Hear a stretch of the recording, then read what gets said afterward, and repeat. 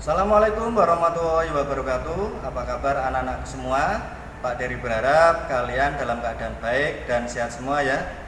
Tak lupa juga Pak Dery mengingatkan buat kalian untuk selalu mematuhi protokol kesehatan. Untuk kegiatan belajar kita kali ini, kita akan melakukan pemeriksaan pada komponen kopling, di mana untuk kompetensi dasarnya adalah memperbaiki kopling.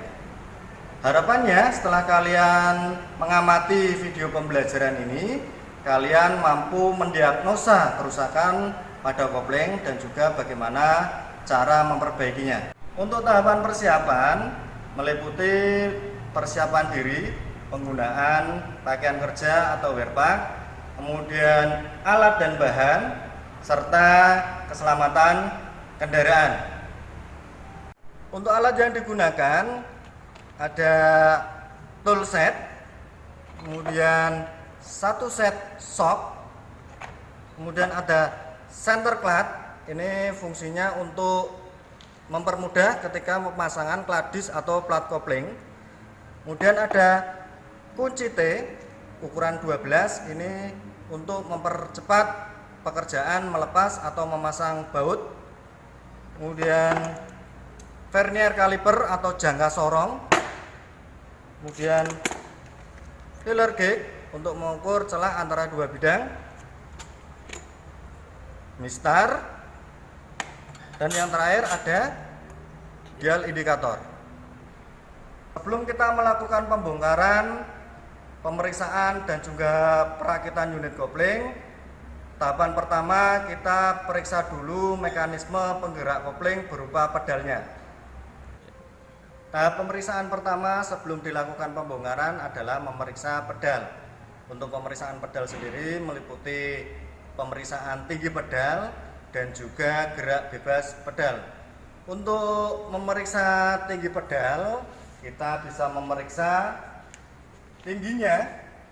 Yang diukur adalah ujung pedal sampai dengan lantai.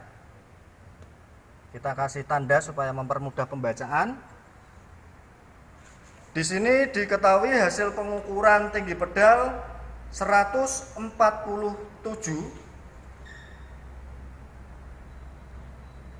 di mana spesifikasi untuk Toyota Kijang sendiri tinggi pedal adalah 148 sampai 158. Itu artinya bahwasanya tinggi pedal kendaraan ini masih dalam batas nilai spesifikasi. Selanjutnya adalah memeriksa gerak bebas pedal. Gerak bebas pedal kita periksa sebelum pedal ditekan, kita kasih tanda dulu sampai dengan pedal mulai terasa berat.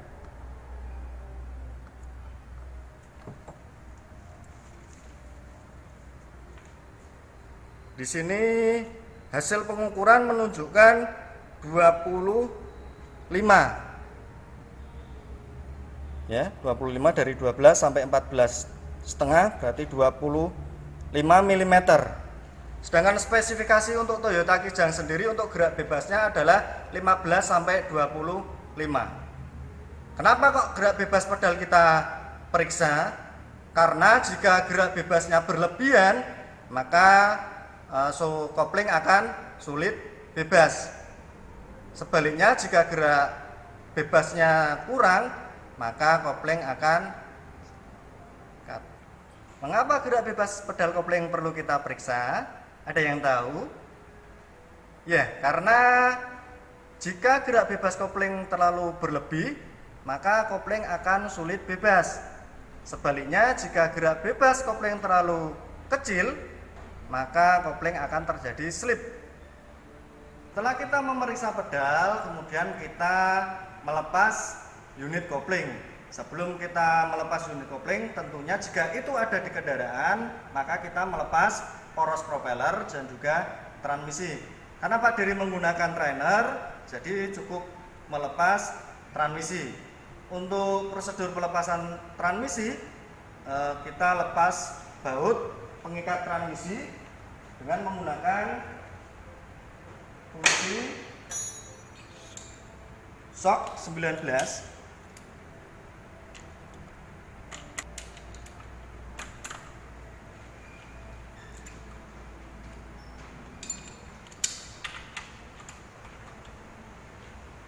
Setelah transmisi terlepas, baru kita melepas plat cover. Untuk melepas plat cover, kita pasang dulu center platnya supaya plat kopling ketika covernya ini kita lepas, dia tidak turun ke bawah, kanvasnya tidak turun ke bawah. Setelah plat cover terpasang, baru kita lepas baut pengikat plat cover ukuran 12. Di sini saya menggunakan kunci ring ukuran 12. Untuk cara pelepasannya dengan menyilang supaya memberi keseimbangan kekuatan pada bautnya. Setelah kopling terlepas dari unit kendaraan, kita lakukan pemeriksaan komponen. Pemeriksaan komponen yang pertama setelah pedal tadi, baru kita memeriksa plat kopling atau kanvas kopling. Untuk pemeriksaannya adalah kita ukur kedalaman daripada paku keling dengan menggunakan jangka sorong.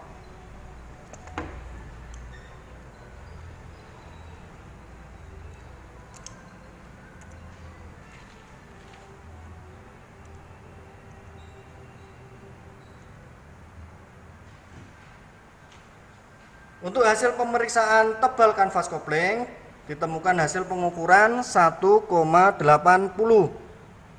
Sedangkan spesifikasi tebal dari kanvas kopling untuk Toyota adalah minimal 0,30. Itu artinya bahwasanya kanvas kopling ini masih dalam kondisi baik dari segi tebal platnya. Kenapa tebal plat atau kanvas kopling perlu diperiksa? Ada yang tahu? Ya, jika tebalnya kurang dari nilai minimal, maka kopling akan slip, ditandai dengan bau terbakar, boros bahan bakar, dan juga performa mesin kurang maksimal. Setelah tadi kita memeriksa kladis, sekarang kita memeriksa pegas diafragma terhadap keausan. Kenapa perlu kita periksa? Karena jika keausannya terlalu banyak, maka mengakibatkan kopling akan macet. Untuk memeriksa lebar keausan, kita menggunakan jangka sorong. Di bagian rahangnya, kita periksa lebar dari keausan.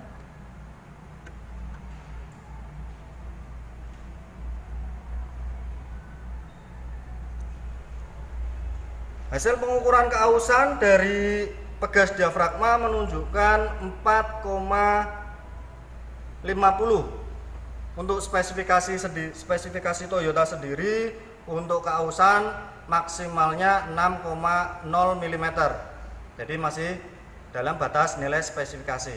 Kemudian untuk keausan kedalaman, kita menggunakan jangka sorong. Untuk bagian kedalaman, kita ukur keausan kedalamannya.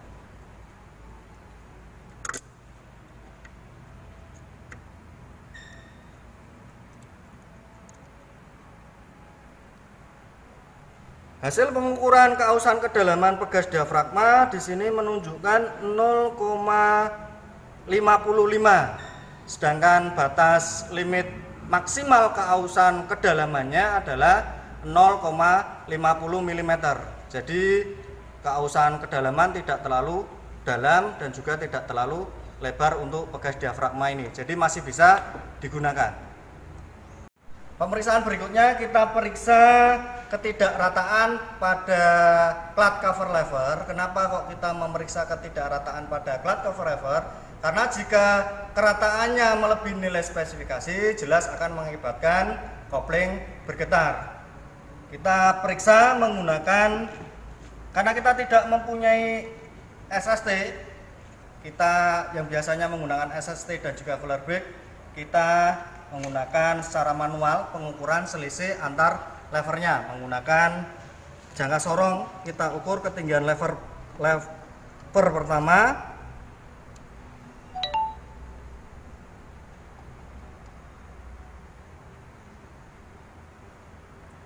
Ditemukan hasil pengukuran lever pertama 43,20. Kemudian kita ukur lever yang lain.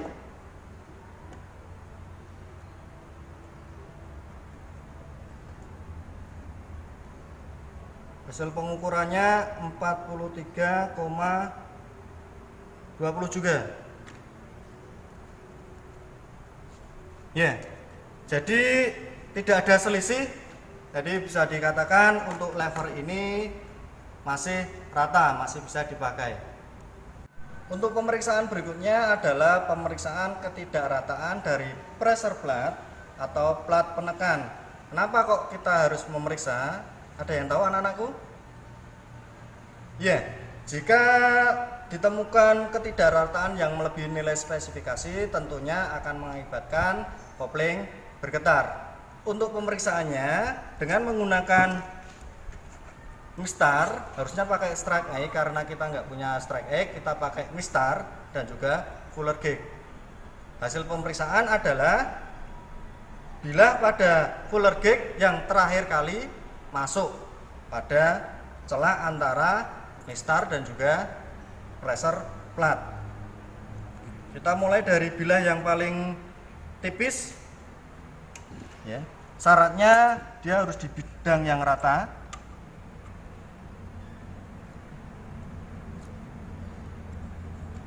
Ini masuk 0,05 masuk dan 0,10 tidak masuk.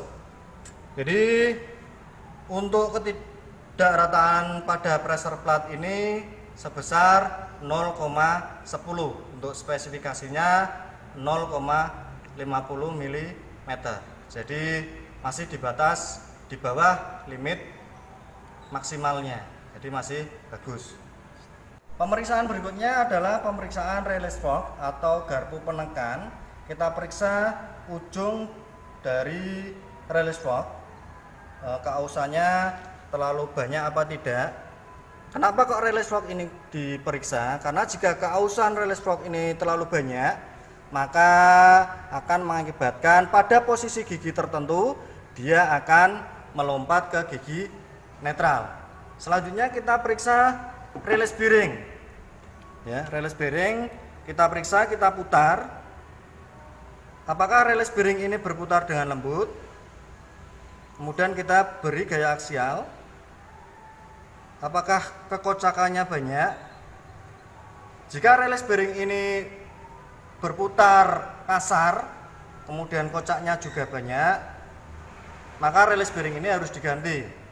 Karena jika tidak diganti, maka akan menimbulkan suara abnormal atau suara berisik ketika kopling dioperasikan. Selanjutnya kita memeriksa run out daripada roda gila atau flywheel. Untuk memeriksa run out flywheel kita gunakan dial indikator, kemudian kita pasang 90 derajat pada flywheelnya. Kemudian flywheel kita putar satu putaran penuh dengan cara memutar poros engkol menggunakan kunci ring 19. Sebelum flywheel diputar, kita tandai dulu. Ini tanda awal dan juga berakhirnya putaran. Baru kemudian kita putar. Jangan lupa disetting dulu atau ditempatkan dulu dial indikatornya pada posisi 0. Pada posisi 0 sudah siap untuk diputar, sudah siap untuk dilakukan pemeriksaan kolengan, baru kita putar satu putaran penuh sambil kita memperhatikan jarum yang ada di dial indikator.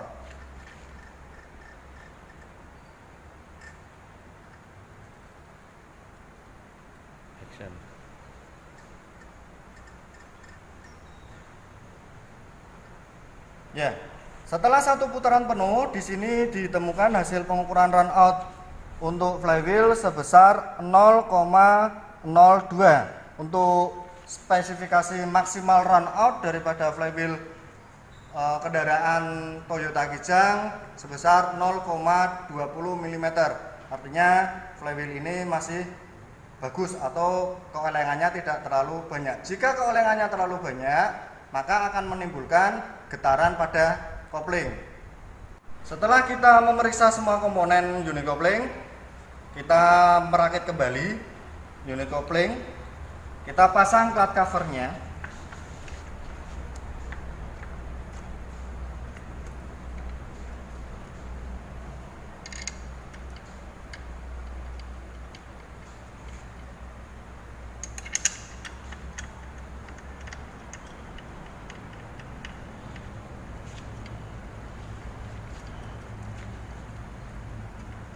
Jangan lupa kita pasang center platnya agar dia benar-benar center.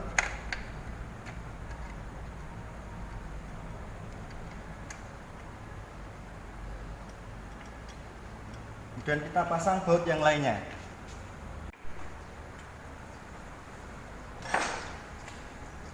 Jadi setelah plat covernya terpasang, kita pasang transmisi, ya.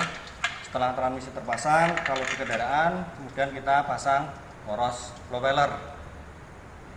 Demikian tadi anak-anakku semua, kita telah melakukan kegiatan belajar pemeriksaan unit kopling. Di sini dapat ditarik kesimpulan bahwasanya komponen yang diperiksa pada unit kopling meliputi pemeriksaan tinggi pedal, gerak bebas pedal, tebal kanvas kopling, kemudian release bearing, release fork, plat cover lever, dan pressure plat. Untuk tugas yang Pak Guru berikan, kalian cukup membuat laporan tentang bagaimana membongkar, kemudian memeriksa dan memasang kembali unit kopling pada kendaraan.